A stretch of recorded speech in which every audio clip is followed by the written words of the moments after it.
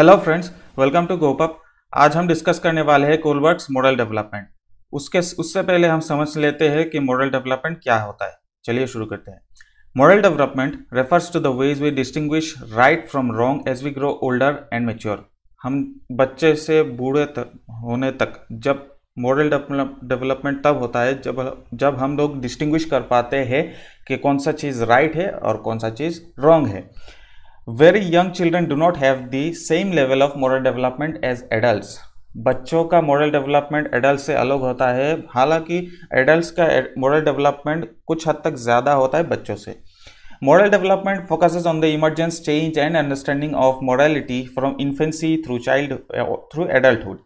Infancy से लेकर adulthood तक moral development फोकस करता है changes, understanding of modality, emergence, कितना जल्दी इमर्ज हो रहा है मोडलिटी, ये सब मिलाकर मॉडल डेवलपमेंट होता है। मॉडल डेवलपमेंट का फोकस इन्हीं चीज़ों पे रहता है।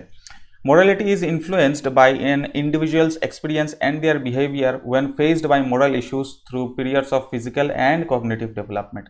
मोडलिटी इन्फ्लुएंस होता है एक आदमी या एक बच्चे का एक्सपीरियंस को लेकर, बिहेवियर को लेकर। कुछ मॉडल इश्यूज आता है, एक आदमी एक रास्ते पे जा रहा है और वही रास्ता दो भाग में बट गया है, उसको पता नहीं कि कौन से रास्ते में जाके उसको अपना राइट डेस्टिनेशन में पहुंच पाएगा।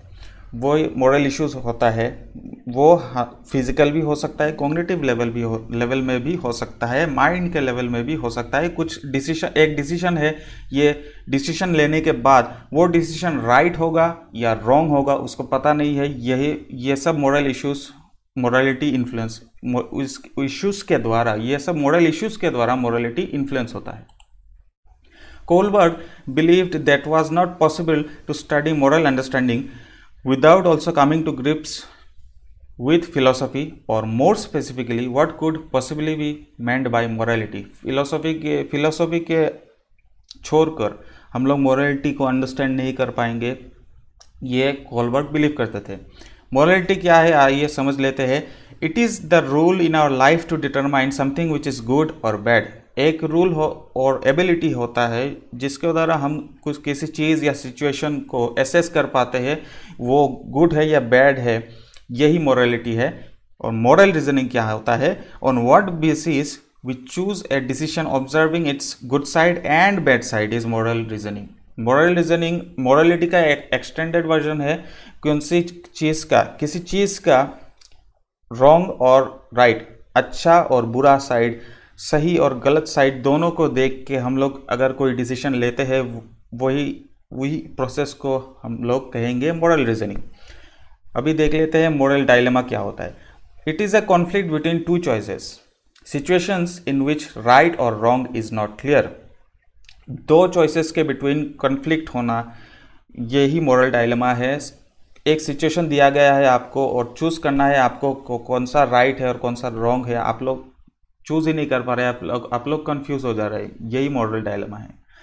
Kohlberg assessed morality by asking children to consider certain moral dilemmas. He was not concerned with whether the children decided that certain actions were wrong or right, but with their reasoning at how they arrived at their conclusions. Kohlberg ने एक experiment किया था, जो experiment के बारे में हम लोग आगे डिस्कस करने वाले हैं। उस एक्सपेरिमेंट के कंप्लीट होने के बाद कुछ क्वेश्चंस अराइज हुए। उन कोलबर्ग ने चिल्ड्रंस को वो लोग क्वेश्चंस आंसर करने को बताया। उनका फोकस उस पर नहीं था कि चिल्ड्रंस आंसर दे पा रहे कि नहीं दे पा रहे। उनका फोकस ये था कि वो कौन सा रीजनिंग, किस तरह के रीज़न दे रहे हैं, वो आंसर पे अराइव कर रहे हैं। नेक्स्ट है हाइंस डायलेमा। यही वो एक्सपेरिमेंट है जो कोलबर्ग ने कंडक्ट किया था। हाइंस डायलेमा कुछ नहीं, एक स्टोरी है। हाइंस एक व्यक्ति है जिसका वाइफ है, उसका वाइफ बहुत बीमार है, उसको कैंसर हुआ है। उस कैंसर की दवाई बहुत रेयर है, उस एरिया में किसी भी केमिस्ट शॉप में, ज़्यादातर केमिस्ट शॉप में अवेलेबल नहीं है। सिर्फ ज़्यादातर भी नहीं, सिर्फ एक केमिस्ट शॉप में अवेलेबल है। वो जाता है, केमिस्ट से पूछता है कि वो मुझे वो मेडिसिन दे दो, बट केमिस्ट जैसे आपको पता है वो ड्रग्स या वो मेडिसिन रेयर होने की वजह से वो 10 गुना ज़्यादा दाम चार्ज करता है। तो हाइंस बाहर जाता है, लोगों से पूछता है, उसका सेविंग्स से पैसे इकट्ठा करता है, वो फिर से आता है, थोड़ा पैसा कम पड़ जाता है, तो केमिस्ट फिर भी नहीं मानता।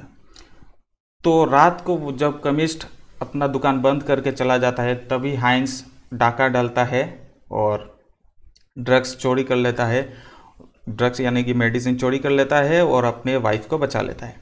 तो आपको क्या लगता है, हाइंस ने जो किया वो सही था? अगर नहीं था तो क्यों नहीं सही था? आप लोग कमेंट सेक्शन में बताइए।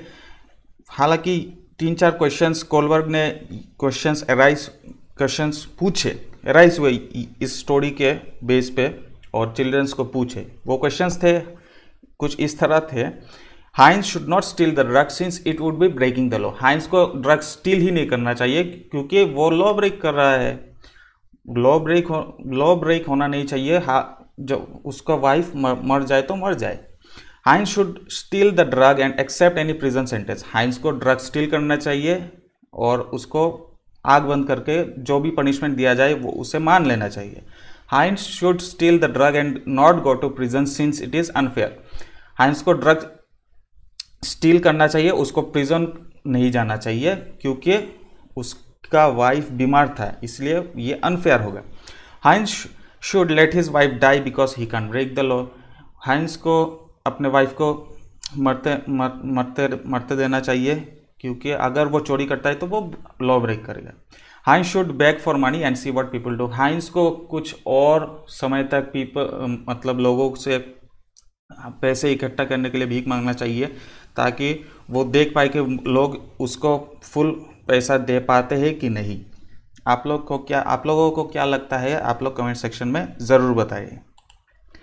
Based on his study of children's responses to such questions, Kohlberg expanded Piaget's 2 stages into 6, organized into 3 levels. Each level consisted of 2 stages as follows. Kohlberg ने पियाजे का मॉरल डेवलपमेंट थ्योरी को extend करके 6 स्टेजों में divide किया है। वो 6 stages 3 levels में आते हैं। लेवल 1 क्या है? Pre conventional morality. कन्वेंशनल के आगे जो मोरालिटी आता है वो प्री कन्वेंशनल कहा जाता है। उसमें स्टेज 1 है obedience and punishment orientation. Stage 2 है obedience.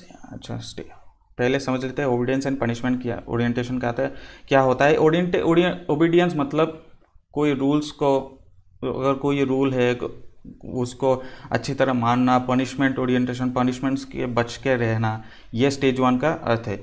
Stage 2 individualism and exchange personal reward orientation. Individualism अपने सेल्फ सेंटर्डनेस, अपने काम में व्यस्त रहना, ये इंडिविजुअलिज्म होता है। एक्सचेंज पर्सनल रिवार्ड, एक्सचेंज करना रिवार्ड, कुछ चीज़ों के बदले कुछ चीज़ें चाहिए तो कुछ देना भी पड़ेगा, गिव एंड टेक होना चाहिए, ये स्टेज 2 का अर्थ है। और लेवल 2 में आता है कन्वेंशनल मोरालिटी। उसमें स्टेज 3 आता है इंटरपर्सनल रिलेशनशिप्स। एक बच्चे दूसरे बच्चे के साथ कितना घुल मिल सकता है। इंटरपर्सनल रिलेशनशिप्स का अर्थ यही है, हम लोगों ने पहले वीडियोस में भी डिस्कस किया है इंटरपर्सनल रिलेशनशिप्स का अर्थ। तो चलिए स्टेज 4 क्या है यह समझ लेते हैं। Maintaining social order. सोसाइटी में एक ऑर्डर है, एक लॉ है जो सेट किया गया है सरकार के द्वारा या लोगों के द्वारा, लोगों से डिस्कस करके। वो ब्रेक नहीं होना चाहिए, वो मेंटेन करके रखना चाहिए। लेवल 3 में आता है पोस्ट कन्वेंशनल मोरालिटी। लेवल 2 के बाद जो मोरालिटी आता है वो पोस्ट कन्वेंशनल मोरालिटी कहलाता है। उसमें स्टेज 5 है social contract and individual right. Social contract, society में जो कॉन्ट्रैक्ट चल रहा है, जो कन्वेंशनल है वो मेंटेन रहता है। और इंडिविजुअल राइट, हम लोग इंडिविजुअल राइट्स के लेकर ज़्यादा कॉन्शियस होता है। इस लेवल में आके लोग ज़्यादा कॉन्शियस होता है अपने राइट्स को लेकर। स्टेज 6 में आता है universal ethical rights, ethical principle. जो यूनिवर्सली एथिकली प्रिंसिपल है, एथिकली राइट है, रॉन्ग है, ये सब स्टेज 6 के अंदर में आता है। चलिए इन सब स्टेजेस को कुछ और डिटेल में समझते हैं। स्टेज 1 माइट मेक्स राइट और ओबीडियंस एंड पनिशमेंट ओरिएंटेशन। जो भी रूल माइट ने बनाया है वही सही है ये हम लोग मान के चलते हैं। Doing something from fear of punishment, बच्चों को कुछ होमवर्क दिया जाता है, अगर वो होमवर्क ना करे तो पनिशमेंट मिलेगा, ये स्टेज 1 में आता है। हाई इगोसेंट्रिज्म, इगोसेंट्रिज्म ज़्यादा होता है, बच्चे सिर्फ अपना मतलब को लेके ही व्यस्त रहते हैं, दूसरों का मतलब बाहर में जाए, दूसरा बच्चा का क्या होना है नहीं होना है, वो सिर्फ अपने बारे में ही सोचते हैं। मोरालिटी एब्सेंट होता है, मोरालिटी साफ बात है, मोरालिटी एब्सेंट होगा ही होगा, वो सिर्फ अपने बारे में ही सोचते हैं, दूसरों का बारे में सोचते नहीं है। भला ही दूसरों का कोई प्रॉब्लम हो जाए पर अपना काम बनता, बाहर में जाए जनता। स्टेज 2, टिट फॉर टैट और individualism and exchange personal reward orientation. अगर तुम मुझे टिफ़िन दोगे तो मैं भी तुम्हें टिफ़िन दूंगा, अगर तुम मुझे अपना होमवर्क शेयर करोगे, दिखाओगे, तो मैं भी तुम्हें हेल्प करूंगा अपने होमवर्क से। यही टिट फॉर टैट है। एक्सचेंज ऑफ गुड्स, ये मैंने बताया, एक्सचेंज ऑफ गुड्स का मतलब है चीज़ें एक्सचेंज करना है। सेल्फ सेंटर्ड, इसमें भी बच्चे सेल्फ सेंटर्ड है, अपना मतलब कैसे फुलफिल होगा ये सब फुलफिल करने में ही व्यस्त रहते हैं।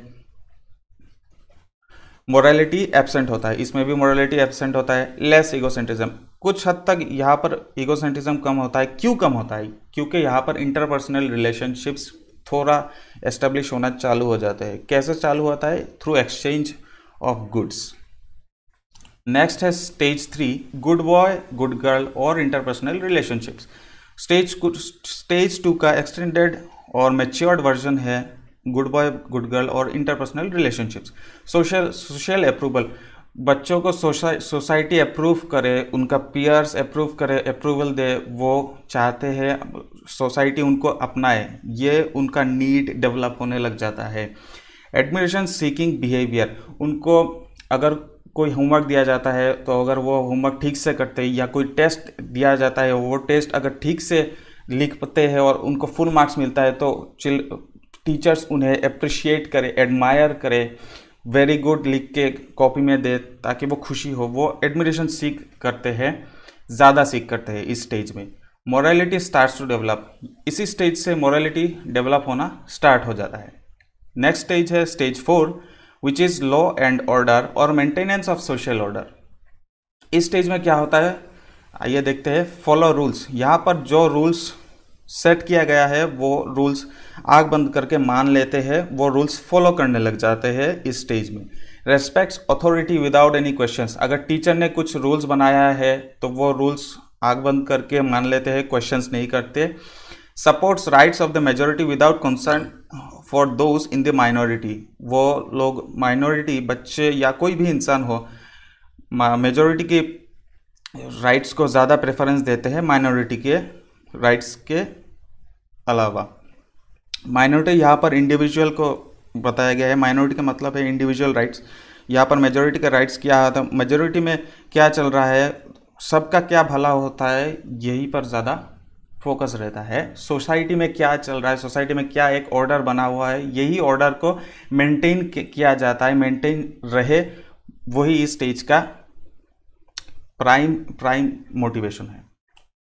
Stage 5, social conventions and individual rights. Questioning something which is wrong, अगर किसी चीज़ कोई भी चीज़ है वो रॉन्ग है तो उसको क्वेश्चन करना। यहाँ पर इंडिविजुअल, यह बहुत ही इंपॉर्टेंट स्टेज है, याद रखना चाहिए आप सबको, इसमें से क्वेश्चंस भी आते हैं। यहाँ पर इंडिविजुअल राइट्स को ज़्यादा फोकस में रखा गया है। इंडिविजुअल राइट्स, आदमी अपने इंडिविजुअल राइट्स को ज़्यादा प्रेफरेंस देता है बाकियों के राइट्स के अलावा, मतलब उनका फोकस माइनॉरिटी में रहता है, इंडिविजुअल राइट्स में ज़्यादा रहता है मेजॉरिटी के छोड़कर। बिलीव्स इन कंसेंसस, कंसेंसस का मतलब है एग्री, सब उनके बात पर एग्री करे, रेदर देन मेजॉरिटी रूल। उनको अपने नीड्स, अपने राइट्स, सोशल कन्वेंशन के बारे में वो लोग इतनी परवाह नहीं करते। सोशल कन्वेंशन का मतलब है कोई भी चीज़ जो कन्वीनियंट है सोसाइटी में, उनको कुछ फर्क नहीं पड़ता, उनको सिर्फ अपने आप का राइट्स को सही रखना चाहिए, राइट्स मिल पा रहा है कि नहीं, ये उनका प्राइम फोकस होता है, जो स्टेज 5 में आता है। Stage 5 of moral development, morality, stage 5 of morality Kohlberg के। और स्टेज 6 में आता है यूनिवर्सल एथिकल प्रिंसिपल्स। चलिए देखते हैं इसमें क्या क्या पॉइंट्स आते हैं। राइट और wrong are not determined by rules and laws but by individual reflection on what is proper behaviour. कोई भी चीज़ अच्छा या बुरा ये डिटरमाइन करना कोई लॉ के या कुछ रूल पे ऊपर बेस नहीं करता। इस स्टेज में जो पहुंचते हैं वो उनके द्वारा उनके हिसाब से इंडिविजुअल रिफ्लेक्शन, वो क्या समझते हैं, वो क्या प्रॉपर बिहेवियर है, क्या प्रॉपर बिहेवियर नहीं है, वो ज़्यादा इंपॉर्टेंट, वो ज़्यादा मायने रखता है। What is wrong in most circumstances might be justifiable in others.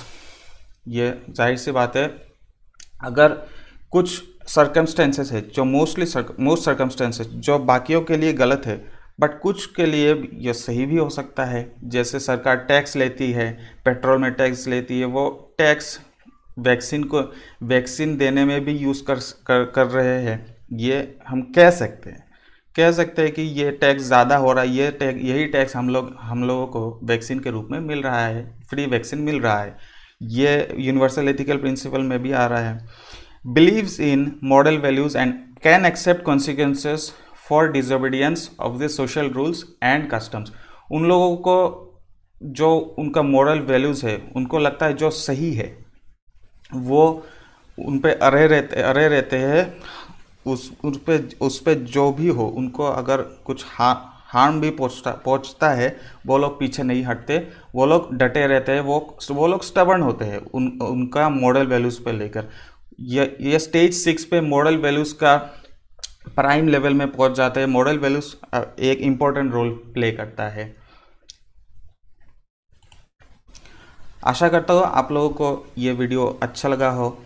ये थोड़ा लंबा वीडियो हो गया है। अगर आपको ये वीडियो अच्छा लगा हो तो लाइक कीजिए, सब्सक्राइब कीजिए, शेयर भी कीजिए, और thank you for giving me your precious time.